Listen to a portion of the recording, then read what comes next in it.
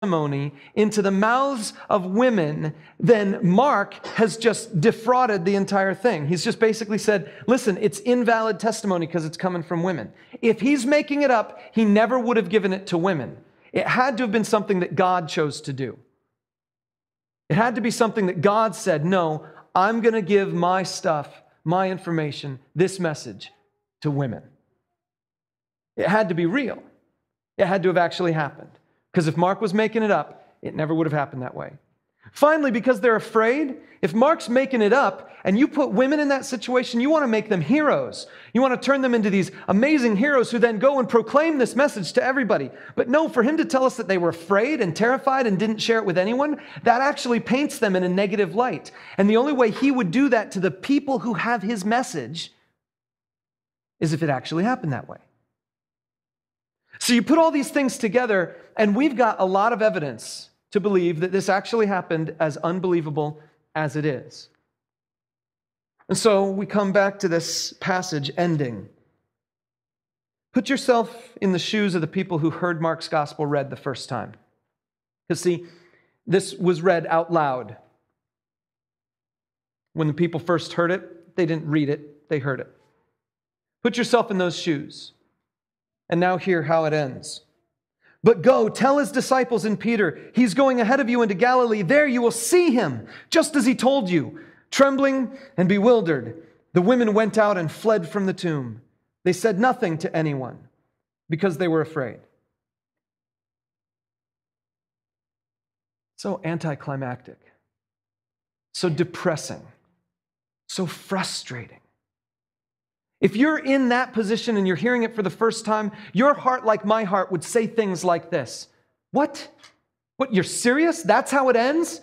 I waited here for 4 hours listening to you read this account to me, and that's how it ends?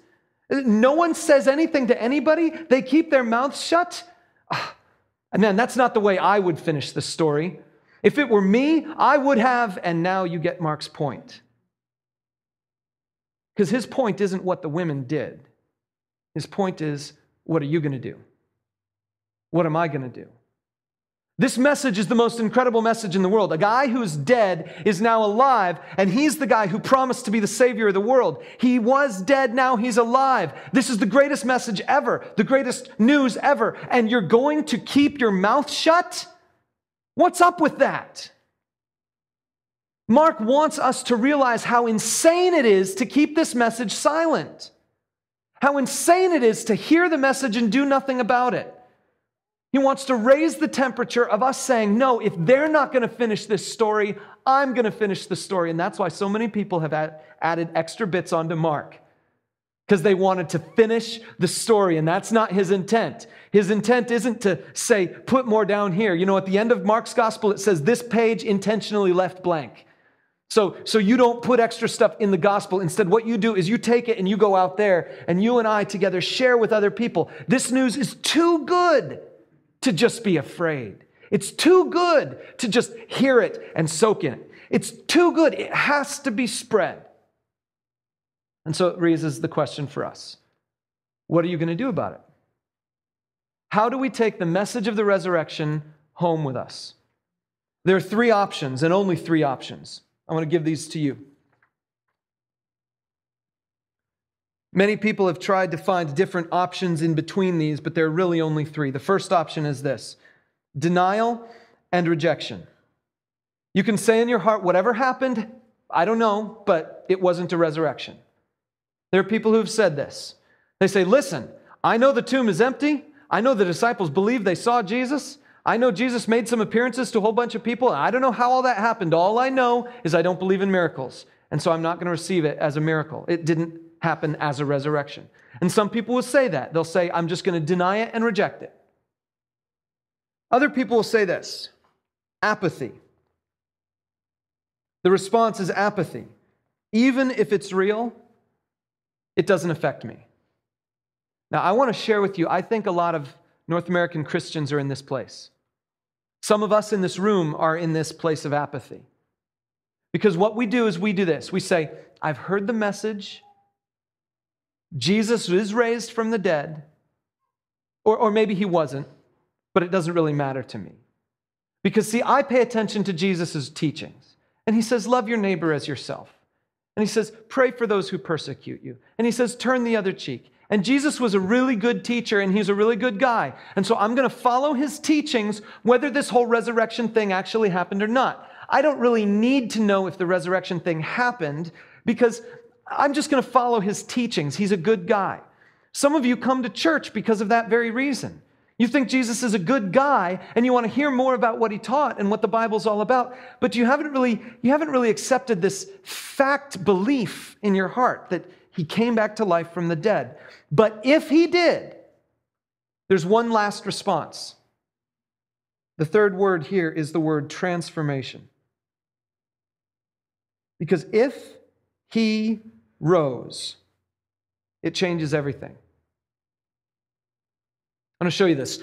See, if Jesus rose from the dead, that means his prophecy, his predictions are true. Rise again, okay? He said that 3 times. So if he said it and he does rise again, then his predictions are true. That means the other things he said are probably true. That means if he said something about the future, that's probably true. That means if he says something about the spiritual world, that's probably true. Because if the guy can predict his own resurrection and then he makes it happen, maybe the other things he said are true also. Let's take a look at 2 other things he said. In Mark chapter 10, we read this.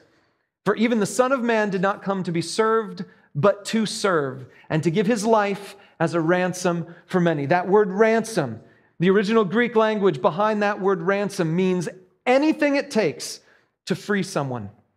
Whatever it takes to free someone. You've got a slave, to get them out of being a slave, ransom is what it takes. You got someone who's kidnapped. To get them out of being kidnapped, ransom is what it takes. You have a sinner. To get them out of their life of sin, ransom is what it takes. To get anyone out of their bondage, to get anyone into a place of freedom, it's ransom. That's the word. That's what it means. Jesus says, I'm that. I came to give my life to be the thing that's necessary to free people.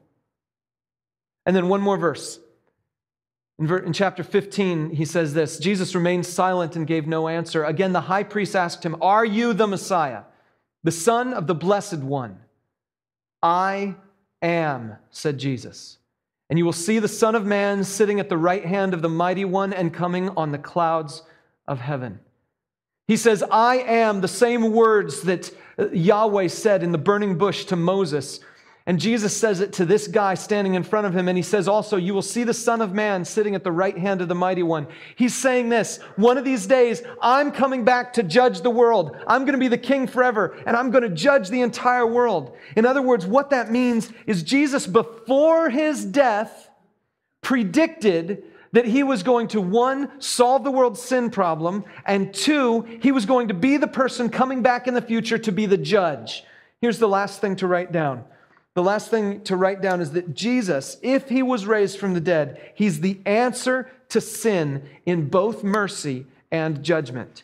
And you get to choose which one of those words applies to you. If he rose from the dead, he is the answer to sin in both mercy and judgment. I want us to settle down with this for a few moments. In just a moment, we're going to watch a little video clip that is just reaffirming Jesus' identity, the things we know to be true about him, to reaffirm that he is the king. But while that video is going on the screen, I want you to ask God to work in your heart. Maybe you want to write down on your Connect card how God is moving in you, a question that you have for him, a prayer request, or maybe a response. Maybe you've decided, hey, today's the day I need to make a decision to take my next steps in this. I'm going to come to that baptism class, and you're going to mark that down on your card or something, and you're going to put it in your calendar. What we need to do, though, is we need to take this approach that says, if Jesus really rose from the dead, if I'm going to be one of those people who believes it and lets my life be transformed by it, if he rose from the dead, then he's the answer to sin either in mercy or in judgment, and I need to pick which one's going to be true for me. Do you want to be part of Jesus' mercy? Or do you want to be a recipient of his judgment? Those who receive what he's done for you enter into his mercy, because his death was to free people. But those who will not receive what he's done for them end up with the judgment. And one of these days, he's coming back. If he promised he would be it, and he fulfilled the resurrection, then we can believe he's coming again for mercy or judgment. Let me invite you to bow your heads for just a moment as I pray, and then we'll have the video come on.